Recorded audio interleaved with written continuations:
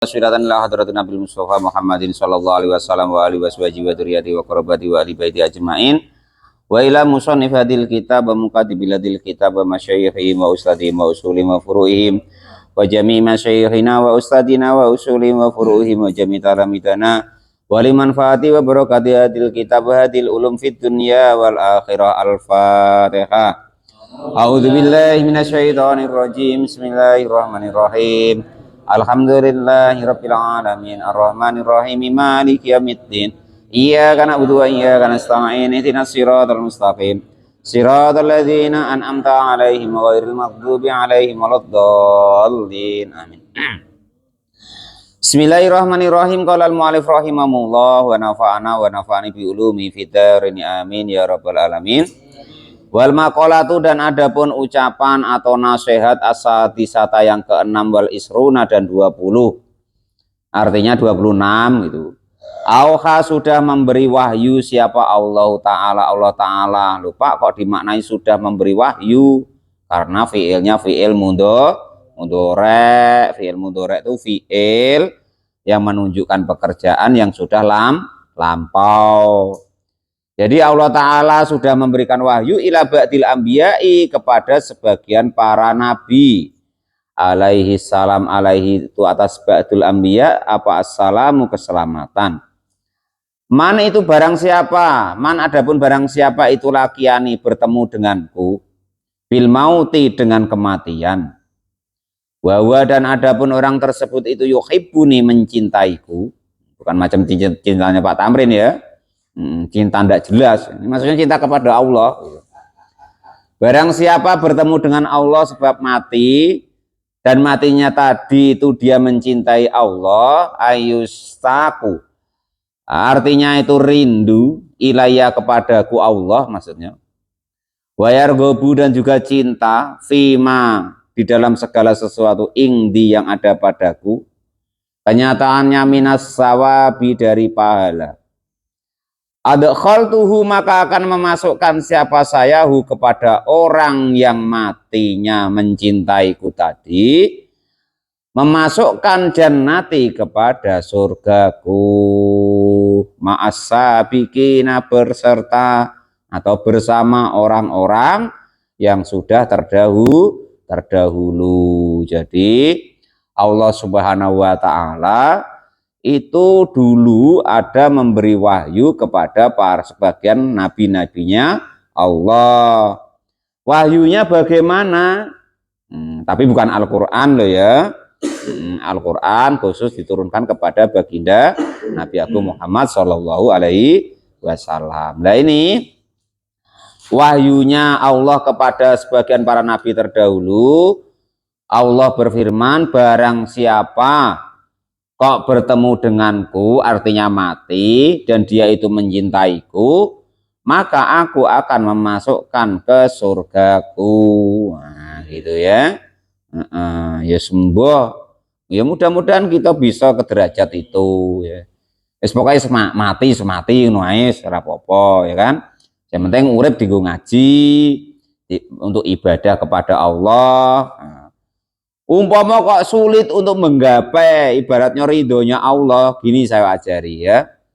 Entah ya Allah, saya nggak tahu. Pokoknya ini saya sujud, rukuk, sholat, ya kan itu. Saya terima kasih yang saya bukan apa-apa, bukan siapa-siapa. Kok engkau kasih rahmat, kasih fadl, bisa sujud kepadamu. Gitu ya di hati itu dememang gitu. Yang saya bukan siapa-siapa, kok engkau kasih rahmat, kasih fadl, bisa sujud kepadamu. Sedangkan sujud itu adalah ciri daripada hamba-hambamu. Perkara besok terserah engkau yang punya surga, engkau yang punya neraka. Nah gitu ya. Asal sholat tuh begitu gitu. Yang penting yaitu pokok asal sempet ngaji gitu wae. Ya Bu ya. Biar Pak Tamrin semangat lah tuh. Kalau Ibu Ado tuh nggak ngantuk Pak Tamrin, saya tengok tuh. Kalau Ibu Ado tuh Pak Tamrin ngantuk. Nah itu sayang nian saksi kok ngantuk kan repot gitu. Nah ya. Jadi Nabi itu bilang, ada hadisnya, akhasan nasu yaumal qiyamati fid dunya man amkanahu ala hadiril majlisil ilmi walam yatlubuhu. Barang besok di hari kiamat kata Nabi, ada orang itu yang paling pada menyesal.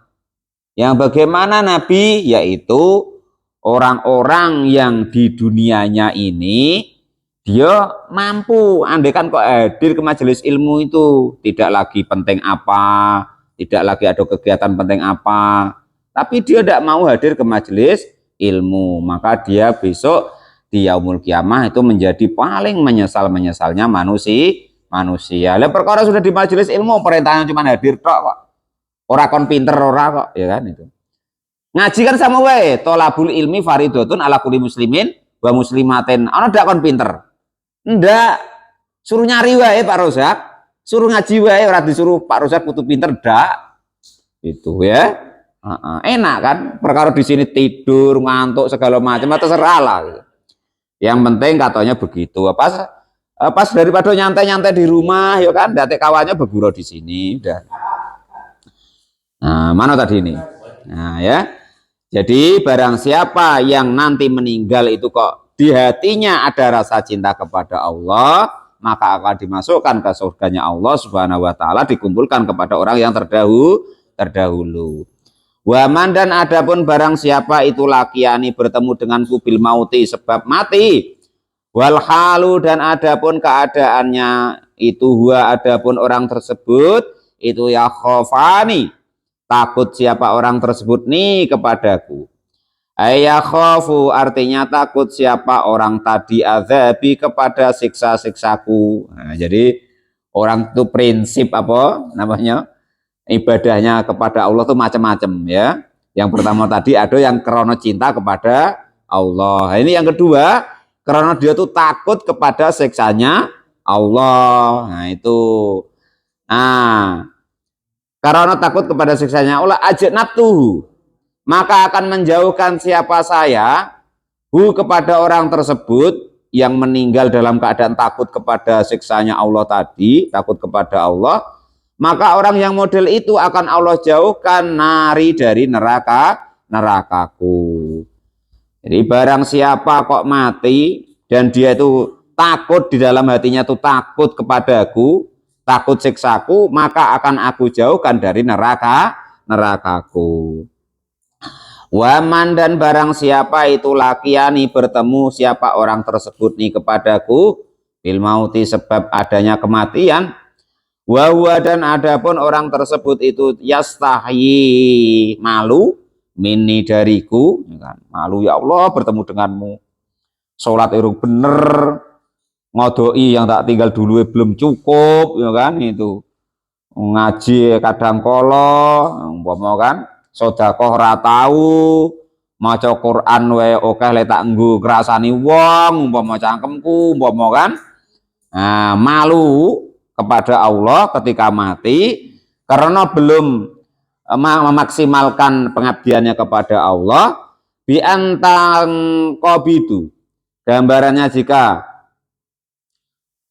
menerima nafsahu kepada dirinya min sayin dari sesuatu khaufan karena takut min iqabillahi ta'ala dari siksa-siksanya Allah Subhanahu wa ta'ala lahu kepada orang tersebut fihi di dalam kematiannya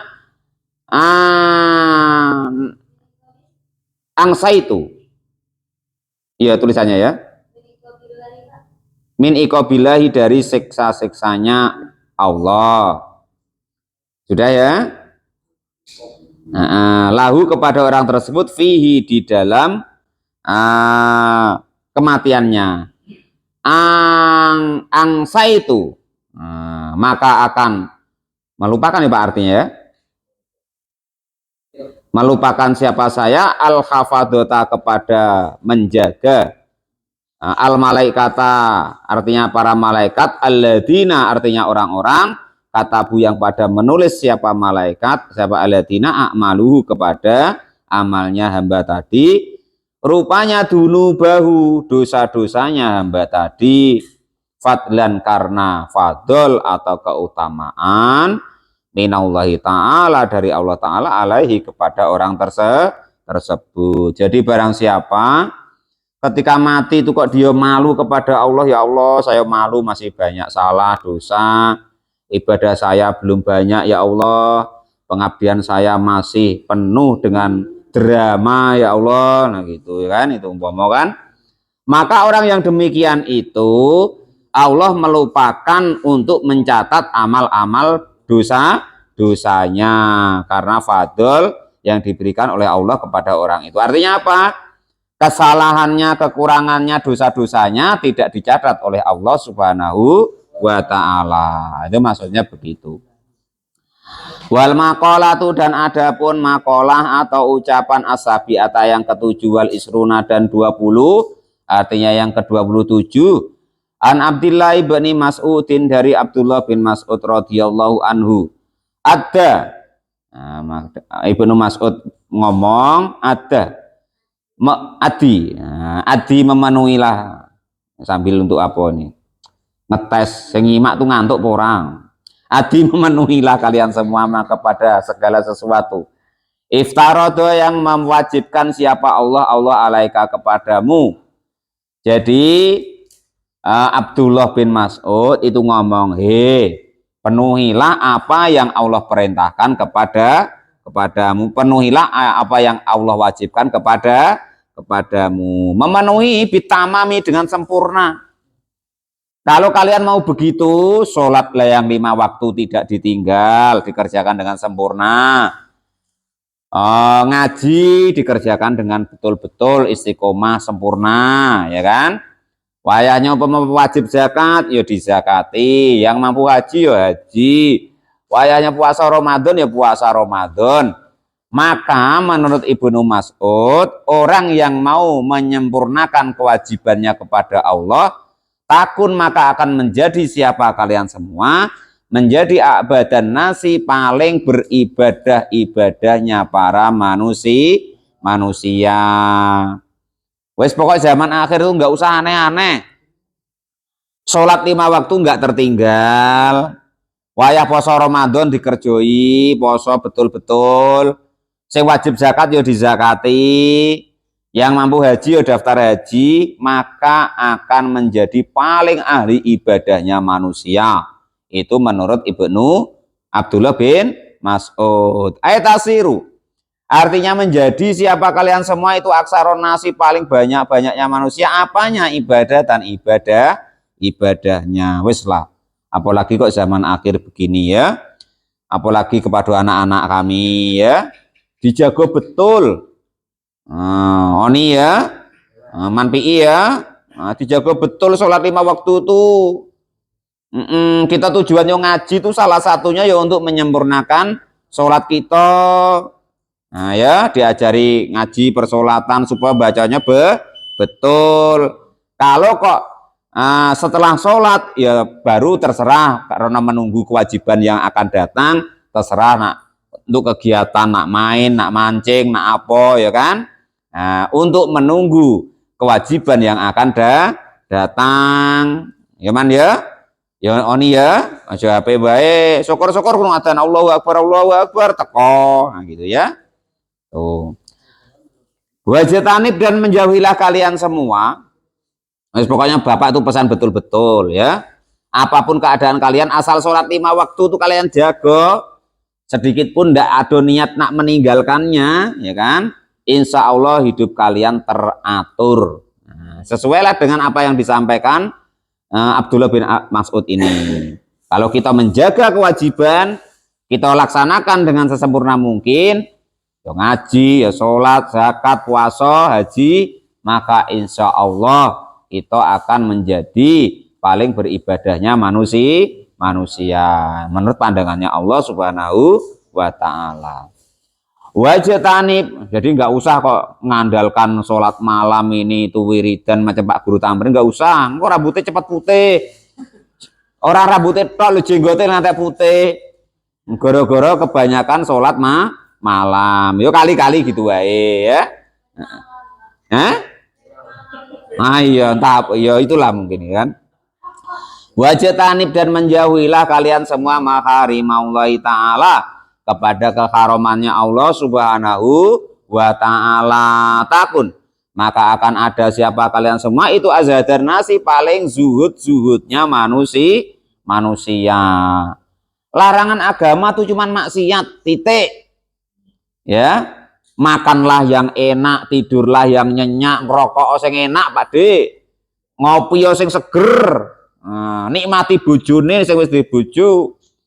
Nah, bersantai-santai jajan sama anak-anaknya, pengen mancing ya mancing Pak Lupi. Larangan Islam cuman maksiat sama tidak melakukan kewajiban. Itu yang dijaga. Kewajiban dilaksanakan, contoh sholat 5 waktu, ngaji yang betul-betul, maksiat ditinggalkan betul-betul. Nah, pokok aman dunia dan akhirat. Yang aneh-aneh kaget dulu, ya kan? Arisan itu kaget lah itu, ya kan itu. Yang penting kewajiban jangan ditinggalkan, kemaksiatan jangan dikerjakan, maka akan menjadi paling zuhudnya manusia. Aitasiru artinya menjadi siapa kalian semua itu akbaron nasi, paling besar-besarnya manusia. Apanya? Bugdon, bencinya lidunya kepada dunia, wa i'radon dan juga berpaling anha dari dunia.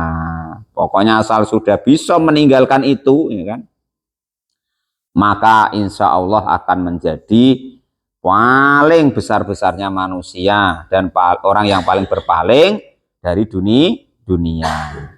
Wardo dan ridho, rela puaslah kalian semua bima dengan segala sesuatu. Oh, sama yang sudah membagi siapa Allah laka kepadamu. Apapun yang Allah bagikan rela. Bojo elek ya terima, bojo pendek ya terima, ya kan? Rezeki dikit ya terima, anak pileren ya terima, sawit dicolongi wong ya terima. Nah, jangan perutuk wae gitu. Itu beku hilang ya terima, ya pete hilang ya terima. Nah, itu begitu. Maka andai kan kok bisa begitu, bisa ridho rela sudah. Kalau Allah izin kan, nah, karena Allah izin. Kalau Allah tidak izin ya petenya tidak hilang. Kalau Allah izin, nggak izin ya sawitnya tidak hilang gitu. Kalau Allah nggak izin ya istrinya tidak dibawa lari orang. Itu begitu. Itu artinya ridho apa yang dibagikan oleh Allah Subhanahu wa taala. Kenyataannya minar rezeki, dari masalah rezeki.